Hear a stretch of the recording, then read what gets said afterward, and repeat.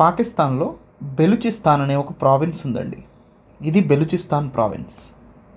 ఈ బెలూచిస్తాన్ ప్రావిన్స్ స్వతంత్రంగా ఉండాలి అని ఒక సంస్థ పనిచేస్తుంది.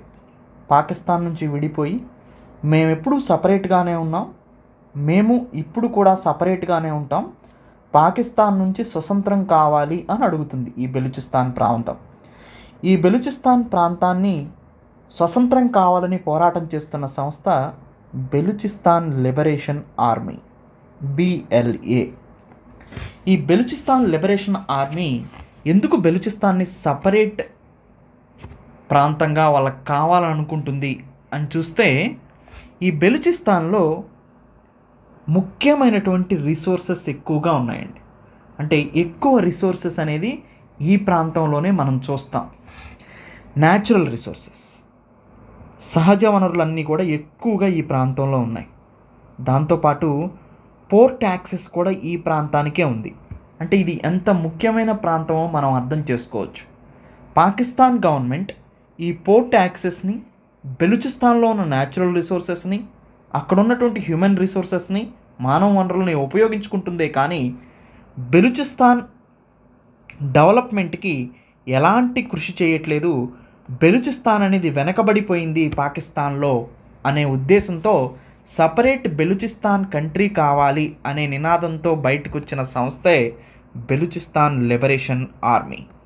ఎందుకు న్యూస్లోకి వచ్చింది Balochistan liberation army or Balochistan province అంటే, పాకిస్తాన్లో ఉన్నటువంటి బెలూచిస్తాన్లో నుంచి క్వట్టా నుంచి ఇస్లామాబాద్ మీదుగా ఖైబర్ పఖ్తుంఖ్వాలోని పేష్వావర్ వరకు ఒక ట్రైన్ జర్నీ వెళ్తుందండి. ఒక ట్రైన్ వెళ్తుంది. ఆ ట్రైన్ని సీజ్ చేయటం జరిగిందనమాట. ఆ ట్రైన్ని సీజ్ చేశారు. సో ఈ ట్రైన్ పేరేంటి అంటే జాఫర్ ఎక్స్ప్రెస్. జాఫర్ ఎక్స్ప్రెస్, ఈ ట్రైన్ నేము జాఫర్ ఎక్స్ప్రెస్. ఈ జాఫర్ ఎక్స్ప్రెస్లో దాదాపుగా క్వెట్టా నుంచి పెషావర్ వరకు 1600 కిలోమీటర్లు వెళ్తుంది. ఇది ఇక్కడ వరకు 1600 కిలోమీటర్లు వెళ్తుంది. సో 30 గంటల కన్నా ఎక్కువ సమయం పడుతుంది. అయితే బెలూచిస్తాన్ వాళ్ళు దీన్ని సిబి అనే ఈ ప్రాంతం దగ్గర, అంటే క్వట్టా నుంచి బయలుదేరిన కొద్ది గంటల్లోనే దీన్ని క్యాప్చర్ చేయటం జరిగిందనమాట. సో ఈ క్యాప్చర్ చేసి దీంట్లో ఉన్న వాళ్ళని బందీలుగా తీసుకున్నారు, దాదాపు 100 మంది కన్నా పైనే. సో ముఖ్యంగా ఇక్కడ మనం మాట్లాడుకోవాల్సిన ప్రావిన్స్ ఏంటంటే బెలూచిస్తాన్ ప్రావిన్స్. బెలూచిస్తాన్ యొక్క అసలు ఆ ప్రావిన్స్ ఏంటి, బెలూచిస్తాన్ లిబరేషన్ ఆర్మీ ఎందుకు పనిచేస్తుంది అని చూస్తే, ఇది ఒక సపరేటిస్ట్ గ్రూప్గా చెప్పుకుంటాం. అంటే బెలూచిస్తాన్ సపరేట్ ప్రావిన్స్ కావాలి పాకిస్తాన్ నుంచి అని అడుగుతుంది. ఇండిపెండెంట్ బెలూచిస్తాన్ కావాలని అడుగుతుంది. బెలూచిస్తాన్ లిబరేషన్ ఆర్మీ యొక్క ముఖ్య ఉద్దేశం ఏంటంటే ఇండిపెండెంట్ బెలూచిస్తాన్ కావాలి, అంటే స్వతంత్రం పొందేటువంటి బెలూచిస్తాన్ కావాలి. ఎందుకంటే న్యాచురల్ రిసోర్సెస్ ఎక్స్ప్లాయిట్ చేస్తుంది పాకిస్తాన్ గవర్నమెంట్ అని చెప్తుంది. లోకల్ పీపుల్కి బెనిఫిషియల్గా ఉండట్లేదు అది. అయితే ఈ బెలూచిస్తాన్ లిబరేషన్ ఆర్మీ అనేది మనకి ఎర్లీ 2000స్లో కనిపిస్తూ వచ్చిందండి. యాక్చువల్గా 1948 నుంచే ఈ మూమెంట్ కొనసాగుతూ వస్తుంది. అంటే భారతదేశం నుంచి పాకిస్తాన్ విడిపోకముందు నుంచి కూడా ఇది కొనసాగుతూ వస్తుంది.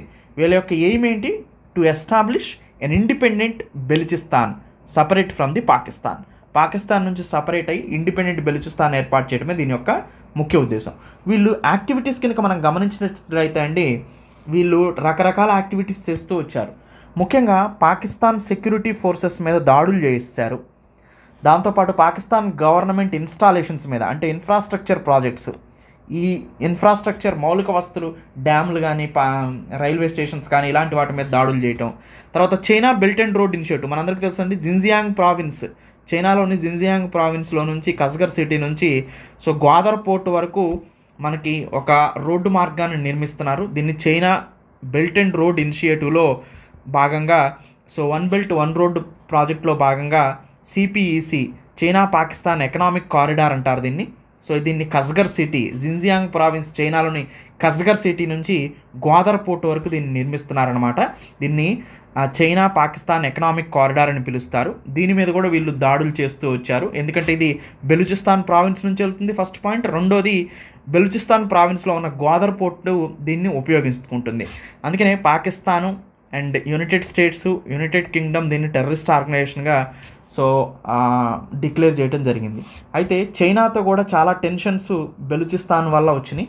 సో చైనీస్ మీద అటాక్స్ చేయటం, చైనీస్ నేషనల్స్ యొక్క ప్రాజెక్ట్స్ మీద అటాక్ చేయటం ఈ బెలూచిస్తాన్ లిబరేషన్ ఆర్మీ యొక్క ముఖ్య ఉద్దేశంగా కనిపిస్తుంది. ఎందుకంటే చైనా వాళ్ళు ఎక్కువగా పాకిస్తాన్లో ఇన్ఫ్రాస్ట్రక్చర్ ప్రాజెక్ట్స్ని డెవలప్ చేస్తున్నారు కాబట్టి సో వీళ్ళు చైనా వాళ్ళ మీద ఎక్కువగా అటాక్స్ చేస్తూ వచ్చారు. పాకిస్తాన్ రెస్పాన్స్ ఏంటంటే పాకిస్తాన్ మిలిటరీ ఎప్పుడు సివరల్ ఆపరేషన్స్ని లాంచ్ చేస్తుంది బెలూచిస్తాన్ లిబరేషన్ ఆర్మీకి ఎగనెస్ట్గా. సో మొత్తానికి ఇక్కడ మనం బెలూచిస్తాన్ గురించి సపరేట్గా ఎందుకు బెలూచిస్తాన్ లిబరేషన్ ఆర్మీ ఏర్పడింది, సో బెలూచిస్తాన్ యొక్క ముఖ్య భౌగోళిక పరిస్థితులు ఏంటి, ఇవన్నీ కూడా మనం మాట్లాడుకోవడం జరిగింది. ఇది మోస్ట్ ఇంపార్టెంట్ ఇన్ఫర్మేషన్ అనమాట. ఇంటర్నేషనల్ రిలేషన్కి సంబంధించి అండ్ ఇండియాతో నైబర్హుడ్ కంట్రీకి సంబంధించి కూడా మోస్ట్ ఇంపార్టెంట్ టాపిక్ అండి ఇది. ఇండియా, కెనడా ఈ రెండు దేశాల రిలేషన్షిప్లో ఫ్రెష్ స్టార్ట్ చేయడానికి అవకాశం వచ్చింది. ఫ్రెష్గా స్టార్ట్ చేయడానికి రిలేషన్స్ స్టార్ట్ చేయడానికి ఛాన్స్ వచ్చిందంటే ఇంతకుముందు ఇబ్బందికరమైన పరిస్థితులు ఉన్నాయి. ఎవరు లీడర్షిప్లో? కెనడా ప్రైమ్ మినిస్టర్గా ఉన్న జస్టిన్ ట్రూడో లీడర్షిప్లో మనకి హర్డిల్స్ ఫేస్ చేస్తాం. ఎందుకు జస్టిన్ ట్రూడో రిలేషన్షిప్లో మనం ఇబ్బందికరమైనటువంటి పరిస్థితులని ఫేస్ చేయాల్సి వచ్చింది అంటే ఇంతకుముందు మనందరికీ తెలుసు ఖలిస్తానీ మూమెంట్ ఒకటి ఉంది. సో సపరేట్ ఖలిస్తాన్ కావాలి ఇండియాలో నుంచి అని పోరాడేటువంటి ఖలిస్తానీ మూమెంట్ గ్రూప్కి సంబంధించినటువంటి హర్దీప్ సింగ్ నిజ్జర్ని చనిపోయాడనమాట. అతను చనిపోవడానికి కారణం ఇండియాకి సంబంధించినటువంటి ఇన్వాల్వ్మెంట్ ఉంది అనే ఉద్దేశంతో జస్టిన్ ట్రూడో లీడర్షిప్ ఏం చేసిందంటే ఇండియాతో కొంత తన రిలేషన్స్ని సఫర్ చేసుకుంది. టాప్ ఇండియన్ డిప్లొమాట్స్ని కూడా ఎక్స్పెల్ చేయటం జరిగింది, వాళ్ళ కంట్రీ నుంచి పంపించి వేయటం జరిగింది. కానీ వీళ్ళు చనిపోవటానికి, హర్దీప్ సింగ్ నిజ్జర్ చనిపోవటానికి ఇండియన్ డిప్లొమాట్సే కారణం ఆర్ ఇండియన్ ఇన్వాల్వ్మెంటే కారణం అనేది, ఇండియన్ ఇన్వాల్వ్మెంట్ దీంట్లో ఉంది అని సాలిడ్ ప్రూఫ్ను మాత్రం ఇవ్వలేకపోయింది. ఇండియా దీంట్లోనే పార్టిసిపేట్ చేసింది హర్దీప్ సింగ్ నిజ్జర్ని చంపడానికి అని. సో అయితే ఇది మేజర్ డిప్లొమాటిక్ కాన్ఫ్లిక్ట్గా చెప్పుకోవచ్చు. అయితే 1980s నుంచి కూడా కెనడాతో రిలేషన్షిప్స్ మనకు అంతగా బెటర్ పొజిషన్లో లేవు, ఎందుకంటే కెనడాలో ఉన్నటువంటి రూలింగ్ పార్టీ దృష్ట్యా. అయితే ఇప్పుడు ఎందుకు మనకి కొంచెం మంచి అవకాశం వచ్చింది అంటే ప్రజెంట్ కెనడా ప్రైమ్ మినిస్టర్గా రాబోతున్న వ్యక్తి మార్క్ కార్నే. ఈ మార్క్ కార్నే అతను న్యూ లీడర్ అన్నమాట. కెనడాకి సంబంధించిన రూలింగ్ లిబరల్ పార్టీకి సంబంధించిన అతను. సో ఇతను ప్రైమ్ మినిస్టర్గా ఎన్నుకోబడుతున్నాడు షార్ట్ పీరియడ్లో. సో కానీ ఇతను ట్రెడిషనల్ పొలిటీషియన్ కాదు, కానీ ఎకనామిస్ట్ అనమాట. ఫార్మర్ సెంట్రల్ బ్యాంక్ గవర్నర్గా ఆయన పనిచేశారు. దాంతో ఎకానమీ మీద అవగాహన ఉంది కాబట్టి ఇండియాని ఎకనామీ పాయింట్ ఆఫ్ వ్యూలో ఏ కంట్రీ చూసినా దూరం చేసుకోవడానికి అవకాశం లేదు. అందుకని మనకు కొంత హోప్ అయితే ఉంది. సో కానీ ఇతను మేజర్ ఛాలెంజెస్ని అయితే ఫేస్ చేయాల్సి ఉంది మార్క్ కార్నే. ఎందుకంటే ప్రజెంట్ పొలిటికల్ టర్మాయిల్ నడుస్తుంది. లీడర్షిప్ స్కిల్స్ బాగున్నాయా లేవా అనేది అతను నిరూపించుకోవాలి ముందు ఆ కంట్రీలో. దాని తర్వాత పబ్లిక్ సపోర్ట్ రావాలి. అప్పుడు ఇతను 2025 అక్టోబర్లో జరిగే ఎలక్షన్స్లో కూడా గెలవగలుగుతాడనమాట. లేకపోతే ఇతను గెలుపు కూడా కష్టంగా మారిపోతుంది. యునైటెడ్ స్టేట్స్ ఆఫ్ అమెరికాతో కూడా ప్రజెంట్ ఛాలెంజెస్ చాలా ఉన్నాయి కెనడాతో. ఏంటంటే యుఎస్ఏ ఏం చెప్తుంది అంటే, కెనడా నువ్వు యుఎస్ఏలో 50 స్టేట్లు ఉంటే వాటితో సమానంగా నువ్వు ఎలాంటి ఇంపోర్ట్ డ్యూటీ లేకోకుండా, టరిఫ్స్ లేకోకుండా యుఎస్ఏ నుంచి మీ నుంచి వచ్చే వాటిని ఇంపోర్ట్ డ్యూటీ ఏమీ లెవీ చేయకుండా తీసుకుంటున్నావు. మిగతా యుఎస్ఏలో ఉన్న 50 స్టేట్స్ ఎలా అయితే ఉన్నాయో నువ్వు కూడా అలానే ఉంటున్నావు, కాబట్టి నువ్వు 51వ స్టేట్గా యుఎస్ఏలో జాయిన్ అయిపో అని ఇండైరెక్ట్గా చెప్తున్నారు. అది కెనడాకి ఎంతో అవమానకరంగా అనిపిస్తుంది అనమాట. ఎందుకంటే నువ్వు ఒక 51 స్టేట్గా యూఎస్ఏలో జాయిన్ అయిపో అని చెప్తుంది. సో అంటే ఇండైరెక్ట్గా ట్రంప్ ఇక్కడ మీ మీద టరిఫ్స్ ఉంటాయి అని చెప్పినట్టు అనమాట. దాంతో కెనడా కూడా థ్రెటన్ చేసింది యూఎస్ఏ అని, మా నుంచి మీకు ఎలక్ట్రిసిటీ ఎక్స్పోర్ట్ అవుతుంది, దాని మీద 25% సర్చార్జం విధిస్తామని కూడా చెప్పింది. సో ఇలాంటివన్నీ చూసిన తర్వాత ప్రజెంట్ పరిస్థితుల్లో గ్లోబలైజేషన్లో సో జియో పాలిటిక్స్ అనేవి చాలా కాంప్లెక్స్గా మారిపోయినాయి. అయితే why India sees this is a positive change? ఎందుకు మనం పాజిటివ్ చేంజ్గా దీన్ని చూడటానికి అవకాశం ఉంది, టైస్ని రీబిల్డ్ చేసుకోవచ్చు అంటే, ఇండియా కూడా తన హై కమిషనర్స్ని మళ్ళీ కెనడాకి పంపించాలనుకుంటుంది, first point. And second point, Canada కూడా ఒక స్టెప్ ఫార్వర్డ్ వేసి ఇంటెలిజెన్స్ చీఫ్ని ఢిల్లీలో జరిగే కాన్ఫరెన్స్కి తీసుకురావాలనుకుంటుంది. సో ఇలా కీ ఏరియాస్లో కోఆపరేషన్ కూడా కెనడా చూస్తుంది, ఎడ్యుకేషన్, ఇన్వెస్ట్మెంట్, ట్రేడ్ లాంటి ఏరియాస్లో. సో ఇది రీబిల్డ్కి అవకాశం ఉన్నటువంటి ఛాన్సెస్ అనమాట. అస్తే what needs to be done, అసలు ఏం చేయాలి? ముఖ్యంగా మనం ఎన్ని రిలేషన్స్ ఉన్నప్పటికీ కూడా despite the leader change or leadership change, Khalistan movement అనేది ఎప్పటికీ కూడా రిమైనింగ్ హాట్ టాపిక్గా ఉంటుందండి. దీన్ని మనం ఎప్పుడూ మర్చిపోకూడదు. దీన్ని కోకటి వేలతో నిలిపివేయాల్సిన అవసరం ఉందన్నమాట. India Canada need thoughtful and patient diplomacy so to address each other concerns. So థాట్ఫుల్గా వెళ్ళాలండి రెండు కంట్రీస్ కూడా. And focus should be on national security, రెండు కంట్రీస్ యొక్క రక్షణ మీద, ట్రేడ్, జియో పాలిటిక్స్లో కాకోకుండా వ్యాపారం మీద, రీబిల్డింగ్ ట్రస్ట్ మీద ఎక్కువగా కాన్సన్ట్రేషన్ చేస్తే ఖలిస్తానీ మూమెంట్ని ఎంకరేజ్ చేయడానికి అవకాశం లేదు. అక్కడున్న లీడర్స్ ఓటు బ్యాంక్గా చూడకూడదండి. Khalistani or Punjabi, Khalistani separatist movement అక్కడైతే ఎవరైతే ఉన్నారో ఖాలిస్తానీ పీపుల్, వాళ్ళని అంటే సపోజ్ పంజాబ్ నుంచి వెళ్ళిన వాళ్ళే వాళ్ళు సపరేట్గా ఖాలిస్తాన్ కావాలనుకుంటున్నారు రండి, అది వేరే విషయం. అక్కడ ఉన్నటువంటి ఖాలిస్తాన్ని ఎంకరేజ్ చేసే పీపుల్ని మనం గనక ఓట్స్ కోసం కనుక ఎంకరేజ్ చేస్తే వాళ్ళు ఇండియాస్ మీద దాడి చేయడానికి అవకాశం ఉంటుంది. రెండు కంట్రీస్ మధ్యలో ఇలాంటి డిస్టర్బెన్సెస్ రావడానికి అవకాశం ఉంటుంది. కెనడా ఎప్పుడైతే ఖాలిస్తానీ సపరేటిస్ట్ మూమెంట్ని అణిచివేయడానికి ప్రయత్నం చేస్తుందో అప్పుడు కోఆర్డినేటెడ్ రిలేషన్షిప్స్ మెయింటైన్ చేయడానికి ఇండియాకి కెనడాకి అవకాశం దొరుకుతుంది. డిసీజ్ నేమ్స్, వ్యాధుల పేర్లు ఎలా ఉన్నాయంటే అండి, కొన్ని టౌన్స్ ఆధారంగా చేసుకొని ఉన్నాయి, కొన్ని పట్టణాల పేర్లు ఉన్నాయి, కొన్ని కంట్రీస్ పేర్స్ ఉన్నాయి, కొన్ని దేశాల నేములతో ఆ వైరస్ పేరు కానీ ఫంగల్ పేరు కానీ మొదలవుతుంది, కొన్ని నదుల పేరుతో ఉన్నాయి, ఎబోలా రివర్ పేరు మీద ఎబోలా ఉంది, కొన్ని ఫారెస్ట్ పేరు మీద ఉన్నాయి, జీకా ఫారెస్ట్ పేరు మీద జీకా వ్యాధి ఉంది. అయితే ఇలా ఉండటం వల్ల ఆ పర్టికులర్ ప్లేస్ని కానీ ఆ పర్టికులర్ కంట్రీకి కానీ బ్యాడ్ నేమ్ వస్తుంది.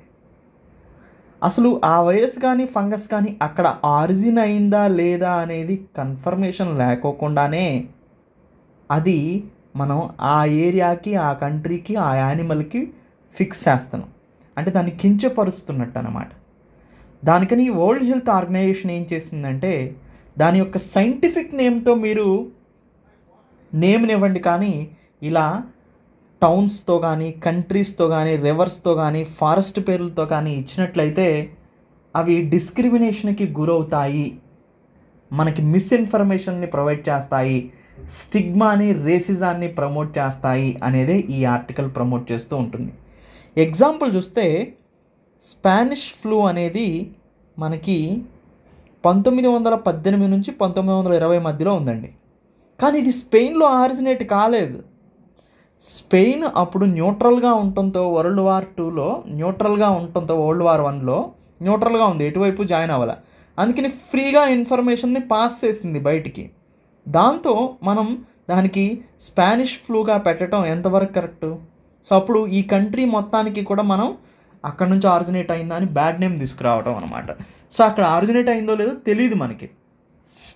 సో అయితే వరల్డ్ హెల్త్ ఆర్గనైజేషన్ 2019లో ఈ డిస్క్రిమినేషన్ని తగ్గించడం కోసం సైంటిఫిక్ క్యారెక్టర్స్తో కానీ లేకపోతే సైంటిఫిక్ నేమ్స్తో కానీ వీటికి నేమ్స్ ఇవ్వాలి, కానీ జియోగ్రఫీని బేస్ చేసుకొని వీటికి నేమ్స్ ఇవ్వకూడదు అని 2015లో వరల్డ్ హెల్త్ ఆర్గనైజేషన్ చెప్పింది. దానికినే సో జీకా వైరస్ని 2016లో జీకా అనే ఫారెస్ట్తో వచ్చింది కాబట్టి జీకా అనే వైరస్ని నేమ్ చేంజ్ చేశారండి. కాగ్నిటల్ జీకా సిండ్రోమ్గా దీని పేరు మార్చారు. మెడికల్ నేచర్ని రిఫ్లెక్ట్ అయ్యే విధంగా. దాంతోపాటు మంకీ పాక్స్ కూడా మనకు వచ్చింది. మంకీ పాక్స్, ఈ మంకీ పాక్స్ని కూడా మంకీ అనే పేరుతో పిలవకోకుండా ఎంపాక్స్గా మార్చారు. అలానే ఇంకొక లేటెస్ట్ కాంట్రవర్సీ ఏంటంటే ఇండియాలో ఒక ఫంగస్ ఉందంటండి. ఇండియాలో ఒక ఫంగస్ ఉంది. లేటెస్ట్గా ఇండియాలో ఒక ఫంగస్ కాంట్రవర్సీ వచ్చిందండి. ఆ ఫంగస్ నేమ్ ఏంటి అంటే ట్రైకోఫైటన్ ఇండోటిని. ఇండో అనే పేరు ఎందుకు పెట్టారో తెలుసా? ఈ ఫంగస్ ఇండియాలో ఆరిజినేట్ అయిందని సర్క్యులేట్ చేశారు. ఈ ఫంగస్ అనేది ఇండియాలో ఆరిజినేట్ అయిందంట. ఈ ఫంగస్ ఏం చేస్తుందంటే స్కిన్ ఇన్ఫెక్షన్ని కలగజేస్తుంది. స్కిన్ ఇన్ఫెక్షన్ కలగజేస్తుంది. అందుకనే జపనీస్ డెర్మటాలజిస్ట్ దీనికి ట్రైకోఫైటస్. సో ఈ స్కిన్ ఇన్ఫెక్షన్ ఫంగల్ వల్ల వచ్చింది, ఇది ఇండియా అండ్ నేపాల్లో కనిపించిందని దీనికి ఇండోటిని అనే పేరు పెట్టారండి. సో కానీ ఇది ఎక్కడ పుట్టిందో తెలీదు. 40+ దేశాల్లో ఇది ఉంది. మరి ఇండియా నేమ్ ఇవ్వడంతో ఇండియాకి ఇది బ్యాడ్ నేమ్ తెచ్చినట్టే కదా. సో భారతీయ చర్మవ్యాధి నిపుణులందరూ కూడా ఈ పేరుకు వ్యతిరేకంగా వాళ్ళు ధర్నాలు చేస్తున్నారు. WHO నిబంధనలు వీళ్ళు పాటించలేదని చెప్తున్నారు. సో ఇది పేర్ల మార్పుకి అవసరమైందనమాట. దాంతోపాటు మీకు ఇంకొక ఎగ్జాంపుల్ చూస్తే రైటర్ సిండ్రోమ్ అని ఉండేది. రైటర్ సిండ్రోమ్ అని, ఇది హ్యాన్స్ రైటర్ అనే జర్మనీ వైద్యుడు పేరు పెట్టాడండి దీనికి, హ్యాన్స్ రైటర్ అని. కానీ ప్రపంచ యుద్ధం World War IIలో ఇతను నాజీ వైద్య ప్రయోగశాలలో పనిచేశాడనే పేరుతో దీన్ని మార్చేశారు. ఇతను కనిపెట్టిన దాన్ని కూడా ఎలా రియాక్టివ్ ఆర్థరైటిసెస్ అనిగా మార్చేశారు రైటర్ సిండ్రోమ్ని. సో ఇదనమాట విషయం. సో పేర్లు మార్పు ఎందుకు జరుగుతుంది ఏంటి అనేది ఇక్కడ మనం మాట్లాడుకున్నాం. అసలు ఈ వివాదాస్పద పేర్ల మీద దృష్టి పెట్టకుండా ప్రపంచ దేశాలు వ్యాధులు అధ్యయనం చేయడానికి, నివారించడానికి, చికిత్స కనుగొనడం మీద ఎక్కువగా దృష్టి పెట్టాలి. సో తప్పుడు పేర్లు పెట్టడమే కాకుండా శాస్త్రీయంగా సరైన పేర్లను పెట్టాలి. సో అంటే సైంటిఫిక్ నేమ్తో పేర్లు పెట్టాలి. వ్యాధులకు సరిహద్దులు ఉండవు కదా. మానవత్వాన్ని విభజించే వర్గ విభేదాలకు మాత్రం మానాలి. మనం నేమ్స్ని సైంటిఫిక్ నేమ్తో కనుక ఇచ్చినట్లయితే ఎలాంటి ఇబ్బంది అయితే ఉండదు. సో ఇది డిసీజ్ నేమ్ అనే పేరుతో వచ్చినటువంటి ఆర్టికల్. లోక్సభలో న్యూ ఇమ్మిగ్రేషన్ బిల్ని ఇంట్రడ్యూస్ చేయడం జరిగిందండి. కొత్త వలస విధానాన్ని ఇంట్రడ్యూస్ చేయడం జరిగింది. దీని నేమ్గా the immigration and foreigners bill 2025 లోక్సభలో ఇంట్రడ్యూస్ చేయడం జరిగింది. ఇది ఎగ్జిస్టింగ్ నామ్స్ ఏవైతే ఉన్నాయో వాటిని టైట్ చేస్తుంది. అంటే స్ట్రిక్ట్ ఇమ్మిగ్రేషన్ రూల్స్ని, పెనాల్టీస్ని, అంటే వైలేషన్ చేస్తే పెనాల్టీస్ని కూడా ఇంక్రీజ్ చేస్తుంది అనమాట. ప్రజెంట్ ఎగ్జిస్టింగ్లో 4 లాస్ ఉన్నాయండి. వీటన్నిటిని కలిపి ఒక బిల్గా ఇంట్రడ్యూస్ చేస్తుంది, ఒక యాక్ట్గా తీసుకురావాలని చూస్తుంది. ఈ 4 యాక్ట్స్ ఏంటంటే foreigners act and passport entry to India act and registration of foreigners act and immigration carriers liability act. ఈ 4 చట్టాలని కలిపి ద ఇమ్మిగ్రేషన్ అండ్ ఫారినర్స్ బిల్గా 2025 లోక్సభలో తీసుకురావడం జరిగిందండి. అసలు ఏం చెప్తుంది ఇది అంటే ఫారినర్స్ అనే వాళ్ళు ఎవరైతే ఉన్నారో వాళ్ళు మస్ట్ అండ్ షుడ్గా వాళ్ళ సిటిజన్షిప్ని, వాళ్ళ యొక్క పౌరసత్వాన్ని నిరూపించుకోవాలండి according to section 16 of the bill ప్రకారం. అంటే ఫారినర్స్ అనేవాళ్ళు వాళ్ళ నేషనాలిటీని ప్రూవ్ చేసుకోవాలి.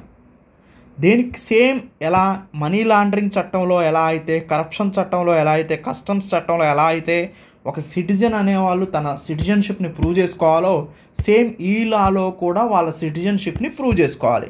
అప్పుడే ఇండియాలోకి ఎలో ఉంటుంది వలస రావడానికి.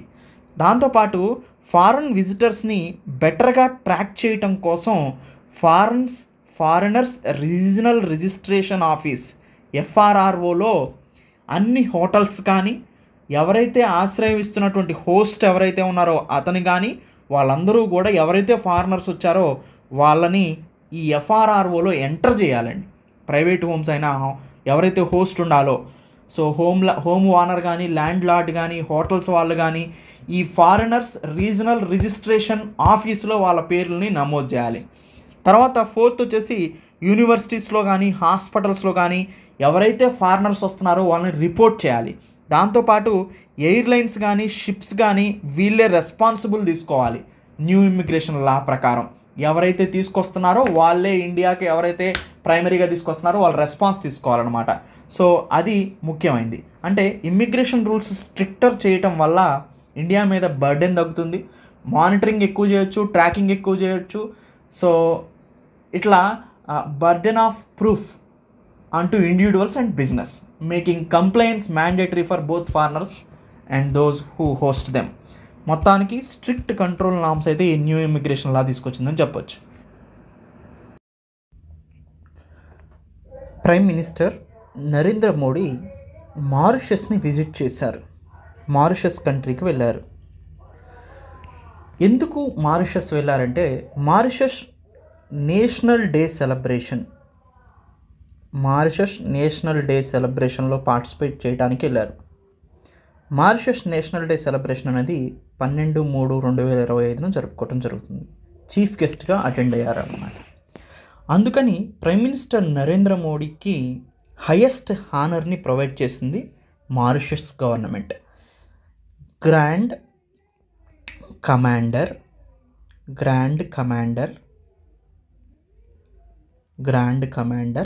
Of the order of the star and key of the Indian ocean.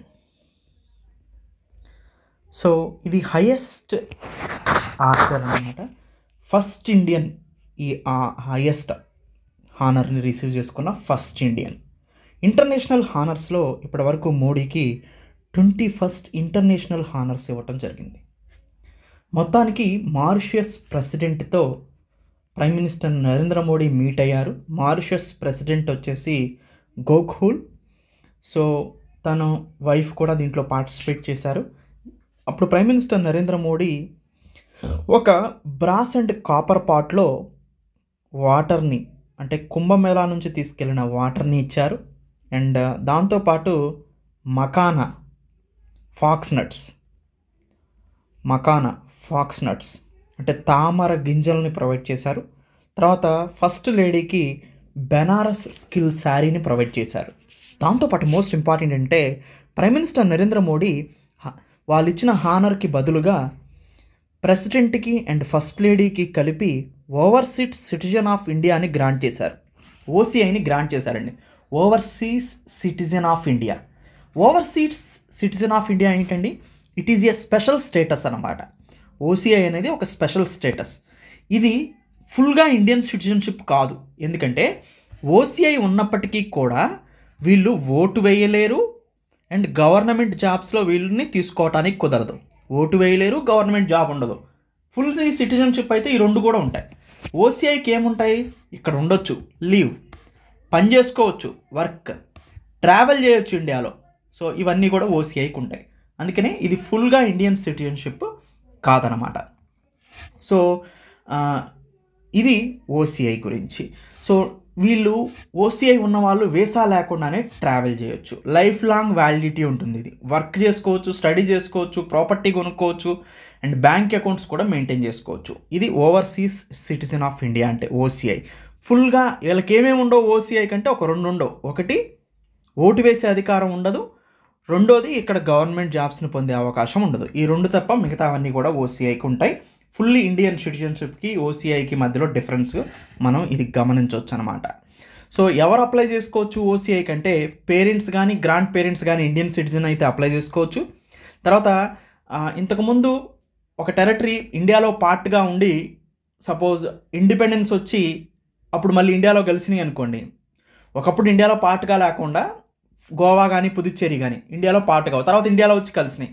అప్పుడు గోవాలో పుదుచ్చేరిలో ఉన్న వాళ్ళు కూడా ఓసీఐకి అర్హులు.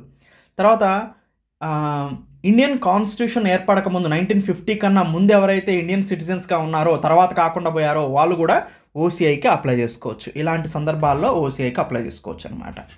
మొత్తానికి మనకి ఇక్కడ గమనించాల్సిన అవసరం ఏంటి అంటే ఓసీఐ సిటిజన్షిప్ని ఈ ప్రెసిడెంట్కి అండ్ ఫస్ట్ లేడీకి ప్రొవైడ్ చేశారు ప్రైమ్ మినిస్టర్ నరేంద్ర మోడీ. అంటే కల్చరల్ అండ్ హిస్టారికల్ టైస్ చూస్తే మారిషస్తో మనకి కోఆర్డియల్ ట్రైస్ ఉన్నాయండి. సో మారిషస్తో మనకి మంచి గుడ్ రిలేషన్స్ని మనం మెయింటైన్ చేస్తూ వస్తున్నాం. ఇండియన్ ఓషన్ని ప్రొటెక్ట్ చేయడంలో మనకి బ్యాక్ బోన్గా మారిషస్ అనేది ఉంది అని చెప్పుకోవచ్చు. మారిషస్లో మనం ఆయుర్వేదిక్ గార్డెన్ని ఒకదాన్ని పెంచడం కోసం ఆ ప్రాజెక్ట్కి మనం సపోర్ట్ చేస్తూ ఉన్నాం. ఇండియన్ కమ్యూనిటీ ఎక్కువగా ఉంటారు మారిషస్లో, ఇండియన్ ఆరిజిన్ పీపుల్ ఎక్కువగా ఉంటారు. అందుకనే ప్రైమ్ మినిస్టర్ నరేంద్ర మోడీ ఏం చెప్తున్నారంటే Mauritius is not just a partner for India, it is a family. Okay, so అదనమాట. మొత్తానికి ఈ రెండు కంట్రీస్ మధ్యలో diplomatic and economic ties improve అవుతాయి ఈ రిలేషన్స్ వల్ల. అండ్ మారిషస్ డెవలప్మెంట్కి ఇండియన్ సిటిజన్స్ అండ్ ఇండియన్స్ అనే వాళ్ళు బాగా బ్యాక్ బోన్గా ఉంటున్నారు. దాంతోపాటు culture, economic and health care కూడా ఇంప్రూవ్ అవడానికి అవకాశం ఉందన్నమాట. సో ఇది 2 day visit of prime minister Narendra Modi to Mauritius. ఇండియాలో సెక్యూరిటీ సమ్మిట్ జరగబోతుందండి. సెక్యూరిటీ సమ్మిట్ జరగబోతుంది. వివిధ దేశాల నుంచి టాప్ ఇంటెలిజెంట్ చీఫ్స్ దీంట్లో పార్టిసిపేట్ చేయబోతున్నారు. దీన్ని చైర్గా ఎవరు అంటే నాయకత్వం ఎవరు వహిస్తున్నారంటే మన Indian national security adviser NSA Ajit Doval దీన్ని హోస్ట్ చేయబోతున్నారు.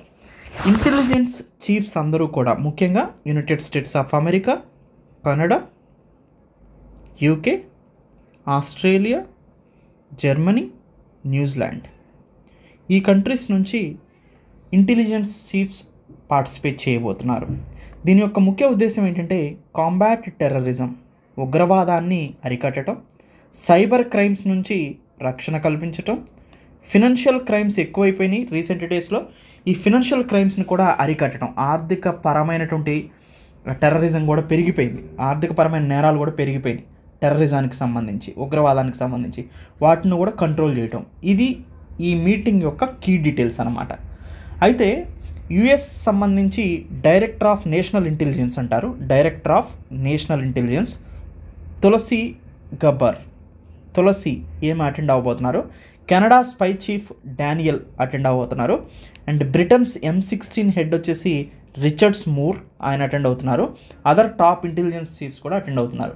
అయితే వీళ్ళు ఏటి గురించి డిస్కస్ చేస్తారంటే first one terrorism and intelligence sharing, global conflicts like Russia, Ukraine, Middle East crisis, మూడోది cyber crime and terrorist financing, వీటి గురించి డిస్కస్ చేస్తారు. సో అయితే కెనడాతో ప్రజెంట్ మనకి ఖాళిస్తాన్ మూమెంట్కి సంబంధించి కొన్ని ప్రాబ్లమ్స్ ఉన్నాయి, అవి కూడా ఫేస్ చేయడానికి అవకాశం ఉంది. అండ్ గ్లోబల్ సెక్యూరిటీ కోఆపరేషన్ని స్ట్రెంథెన్ చేయటం, India and allied countries terrorism వైపు, సైబర్ థ్రెట్ వైపు టుగెదర్గా దాన్ని స్ట్రెంథెన్ చేసుకొని ఎదుర్కొనేలాగా చూడటం, ఆన్గోయింగ్ గ్లోబల్ కాన్ఫ్లిక్ట్స్ మీద, సెక్యూరిటీ ఇష్యూస్ మీద అడ్రస్ చేయటం, ఇండియా కెనడా రిలేషన్స్ని ఇంప్రూవ్ చేసుకోవటం, వీటి మీద ఎక్కువగా ఈ మీటింగ్ నడవడానికి అవకాశం ఉంది. ఏదైతేనేమి సెక్యూరిటీ సమ్మిట్లోకి అందరూ ఇంటెలిజెన్స్ చీఫ్స్ కూడా దీనికి అటెండ్ అవుతున్నారు. ముఖ్యంగా గ్లోబల్ సెక్యూరిటీ ఛాలెంజెస్ ఇంక్రీజ్ అవుతున్నాయి, వాటి మీద అంటే terrorism, cyber crimes, financial crimes related to terrorism, వీటి మీద ఎక్కువగా ఫోకస్ చేస్తారు.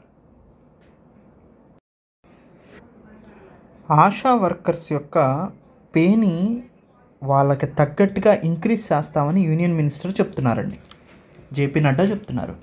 అసలు ఎవరు ఈ ఆశా వర్కర్స్ అంటే, ఆశా అంటే అక్రిడిటెడ్ సోషల్ హెల్త్ యాక్టివిస్ట్, దీన్ని మనం షార్ట్కట్లో ఆశా వర్కర్స్ అంటారు. ఓకేనండి. సో ఈ ఆశా వర్కర్స్ ఇండియాలో వైటల్ రోల్ని ప్లే చేస్తున్నారండి. దేనికంటే బేసిక్ హెల్త్ కేర్ సిస్టాన్ని వీళ్ళు సపోర్ట్ చేస్తున్నారు, పీపుల్కి బేసిక్ హెల్త్ కేర్ సిస్టాన్ని అందిస్తున్నారండి. ఎక్కడ? రూరల్లోను, అండ్ అండర్ సర్వ్డ్ ఏరియాస్లో రూరల్స్లో వీళ్ళు హెల్త్ కేర్ సిస్టాన్ని ఇంప్రూవ్ చేయడానికి బేసిక్ హెల్త్ కేర్ సిస్టాన్ని ప్రొవైడ్ చేస్తున్నారు. వీళ్ళు నేషనల్ హెల్త్ మిషన్లో భాగంగా వీళ్ళు పనిచేస్తూ ఉన్నారు. ఈ నేషనల్ హెల్త్ మిషన్ ఏంటి అంటే మనందరికీ తెలుసు, హెల్త్ కేర్ సిస్టానికి కమ్యూనిటీకి మధ్యలో ఉన్న బ్రిడ్జ్ని ఇంప్రూవ్ చేస్తుంది అన్నమాట. అయితే ఈ ఆశా వర్కర్స్ యొక్క రోల్స్ అండ్ రెస్పాన్సిబిలిటీస్ ఏంటి అని చూస్తే ముఖ్యంగా ఇది పిల్లల మీద అండ్ పాలిచ్చే తల్లుల మీద, మెటర్నల్ అండ్ చిల్డ్రన్ హెల్త్ మీద వీళ్ళు ఎక్కువగా కేర్ తీసుకుంటారండి. దానివల్ల ఇన్ఫాంట్ మోర్టాలిటీ రేట్, శిశు మరణాల రేటును తగ్గించగలిగారు. నియోనటాల్ మోర్టాలిటీ రేట్ అంటే అండర్ 28 days మోర్టాలిటీ రేట్ని తగ్గించగలిగారు. చైల్డ్ మోర్టాలిటీ రేట్ తగ్గించగలిగారు. దాంతోపాటు most important maternity mortality rate, మాతృత్వ మరణాల రేట్ను కూడా తగ్గించగలిగారండి. తర్వాత ఇంకొక రోల్ ఏంటంటే ఇమ్యునైజేషన్ అండ్ న్యూట్రిషన్. ఇమ్యునైజేషన్ కింద వ్యాక్సిన్స్ని సప్లై చేస్తారండి, ఇంద్రధనుస్ కానీ ఇలాంటివి. అండ్ న్యూట్రిషన్ అంటే బాలామృతం ప్యాకెట్లు ఇలాంటి వాటిని ప్రొవైడ్ చేస్తారు. అండ్ డిసీజ్ ప్రివెన్షన్, ఏవైనా అంటువ్యాధులు వచ్చినప్పుడు వాటి మీద కూడా వీళ్ళు పనిచేస్తారు. బేసిక్ మెడికల్ అసిస్టెన్స్, చిన్న బేసిక్ జలుబు, దగ్గు, ఇలాంటి చిన్న జ్వరం ఇలాంటి వాటికి మెడికల్ అసిస్టెన్స్ ఇస్తారు. Next family planning and awareness, దీని మీద కూడా వీళ్ళు ఎడ్యుకేట్ చేస్తారు. వీళ్ళు ఎందుకు ఇంపార్టెంట్ అంటే ముఖ్యంగా ఇన్ఫాంట్ మోర్టాలిటీ రేట్ని, శిశు మరణాల రేట్ని, మాతృత్వ మరణాల రేటు MMRని తగ్గించడంలో వీళ్ళ పాత్ర కీలకమైందనమాట. సో రూరల్ పాపులేషన్కి హెల్త్ కేర్ ఫెసిలిటీస్ అందించడంలో, గవర్నమెంట్ స్కీమ్స్ని వీళ్ళకి అందించడంలో వీళ్ళు ప్రథమమైన పాత్ర పోషిస్తున్నారు. డిసీజ్ని చాలా ప్రివెంట్ చేయగలుగుతున్నారు వీళ్ళు. సో అయితే ఆశా వర్కర్స్కి ఉన్నటువంటి ప్రాబ్లమ్స్లో ముఖ్యమైనది ఆల్రెడీ ఇప్పుడు జేపీ నడ్డా గారు చెప్పినట్టు ముఖ్యమైనది లో పే అండి. వీళ్ళకి తక్కువ వేతనాలు ఉన్నాయి, దీన్ని సరిచేయాల్సిన అవసరం ఉంది. ఇప్పుడు అదే సరి చేస్తామని చెప్తున్నారు. నో ఫిక్స్డ్ శాలరీ, వీళ్ళకి ఫిక్స్డ్ శాలరీ అంటూ ఏమీ లేదండి. తర్వాత పెర్ఫార్మెన్స్ బేస్డ్ ఇన్సెంటివ్సే వీళ్ళకి మెయిన్గా ఉన్నాయి. తర్వాత సోషల్ సెక్యూరిటీ బెనిఫిట్స్, ఇన్సూరెన్స్ లాంటివి కూడా వీళ్ళకి ఏమీ లేదు. వీటిని అడ్రస్ చేయాల్సిన అవసరం ఉంది. ఎందుకంటే రూరల్ ఇండియాలో ముఖ్యంగా బేసిక్ హెల్త్ కేర్ సర్వీసెస్ వీళ్ళు ప్రొవైడ్ చేస్తున్నారు కాబట్టి వీళ్ళకి పెయిన్తో పాటుగా ఫిక్స్డ్ శాలరీ ఉంచాలి. సోషల్ సెక్యూరిటీ బెనిఫిట్స్ కూడా వీళ్ళకి తక్కువగా ఉన్నాయి, వాటిని కూడా ఇంప్రూవ్ చేయాల్సిన అవసరం ఎంతగానో ఉంది. స్టార్లింక్ అనేది ఇంటర్నెట్ ప్రాజెక్ట్ అండి. ఇంటర్నెట్ ప్రాజెక్ట్ ఎవరు దీని వెనక ఉన్నారు? ఈ స్టార్లింక్ వెనుక అంటే స్పేస్ ఎక్స్ కంపెనీ ఉంది.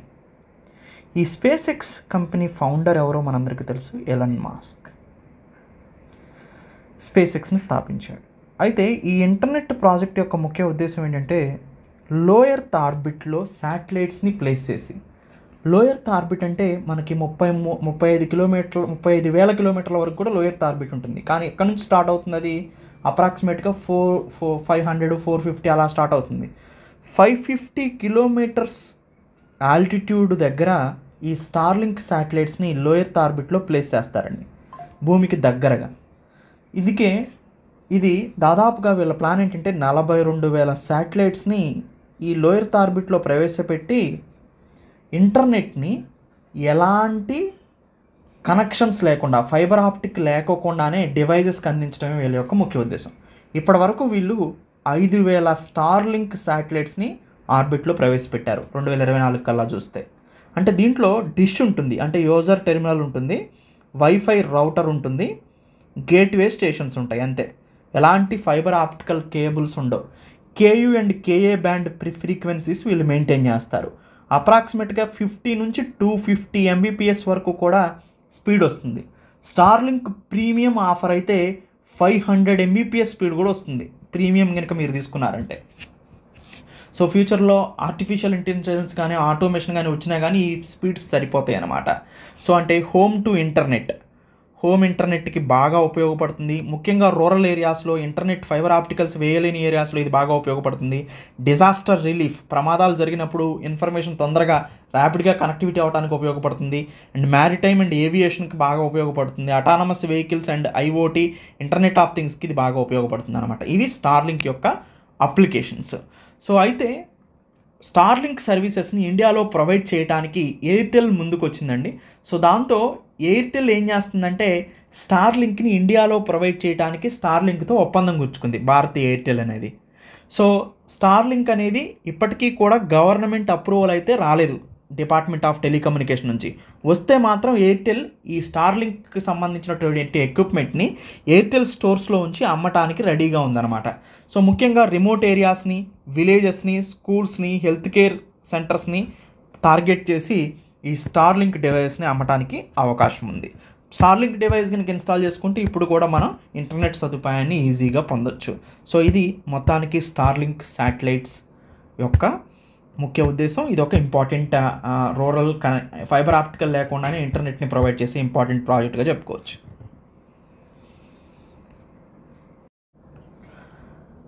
ఇండియా వేరే కంట్రీస్లో అంటే ముఖ్యంగా దుబాయ్లో అండి ఎక్కువగా పెట్టుబడులు పెడుతుంది. ఎలాంటి రూపంలో తెలుసా? ఫారెన్ డైరెక్ట్ ఇన్వెస్ట్మెంట్, విదేశీ ప్రత్యక్ష పెట్టుబడులు. దుబాయ్కి వచ్చేటువంటి విదేశీ ప్రత్యక్ష పెట్టుబడుల్లో భారతదేశం నుంచే ఎక్కువ వస్తున్నాయంట. అంటే దుబాయ్లో పెట్టుబడులు పెట్టే వాళ్ళలో ఎక్కువగా ఎఫ్డిఐ ఫామ్లో పెట్టే వాళ్ళలో ఇండియా అనేది టాప్ డెస్టినేషన్గా ఉంది దుబాయ్కి. అయితే ముఖ్యంగా దుబాయ్లో ఇండియా యొక్క వాటా ఎంతో తెలుసా? పెట్టుబడుల్లో 21.5%. తర్వాత ఎవరున్నారంటే యుఎస్ఏ 13.7% ఎఫ్డిఐ పెడుతుంది దుబాయ్లో. మూడో వాళ్ళు ఫ్రాన్స్ 11%, నాలుగో వాళ్ళు బ్రిటన్ 10%. అంటే ఇండియా దుబాయ్లో పెట్టే పెట్టుబడులు ముఖ్యంగా ఫారెన్ డైరెక్ట్ ఇన్వెస్ట్మెంట్లో టాప్ పొజిషన్లో ఉందండి. అసలు ఏంటి ఫారెన్ డైరెక్ట్ ఇన్వెస్ట్మెంట్? విదేశీ ప్రత్యక్ష పెట్టుబడి అంటారు దీన్ని. విదేశీ ప్రత్యక్ష పెట్టుబడి అంటే ఏంటంటే మన వాళ్ళు డైరెక్ట్గా దుబాయ్ వెళ్ళి అక్కడ ప్రత్యక్షంగా పెట్టుబడులు పెట్టడం, అంటే డైరెక్ట్గా ఇన్వెస్ట్ చేయటం వాళ్ళ వ్యాపారాల్లో.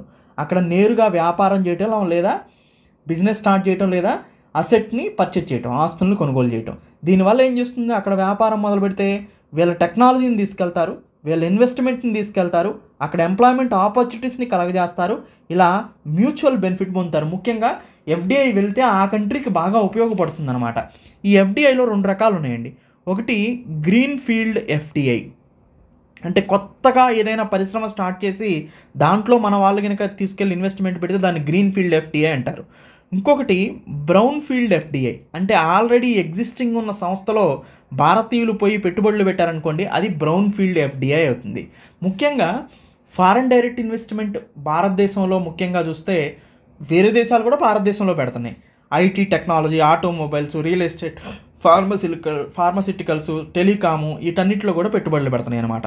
విదేశీ కంపెనీలు లేదా మన కంపెనీ మన దేశం నుంచి బయటలో పెట్టుబడులు పెట్టినా, బయట వాళ్ళు మన దగ్గర పెట్టుబడి పెట్టినా ఎఫ్డిఐ యొక్క ప్రాధాన్యత ఏంటంటే సో ఇన్వెస్ట్మెంట్ వస్తుంది, టెక్నాలజీ వస్తుంది, ఎంప్లాయ్మెంట్ ఆపర్చునిటీస్ పెరుగుతాయి. సో ఆర్థికంగా వృద్ధి వేగవంతం అవుతుందన్నమాట. అంటే ఎకనామికల్ గ్రోత్ బాగా ఇంక్రీజ్ అవుతుంది. సో ఇది ఫారెన్ డైరెక్ట్ ఇన్వెస్ట్మెంట్ గురించి. మొత్తానికి ఇండియా అనేది top foreign direct investment source అయింది దుబాయ్కి.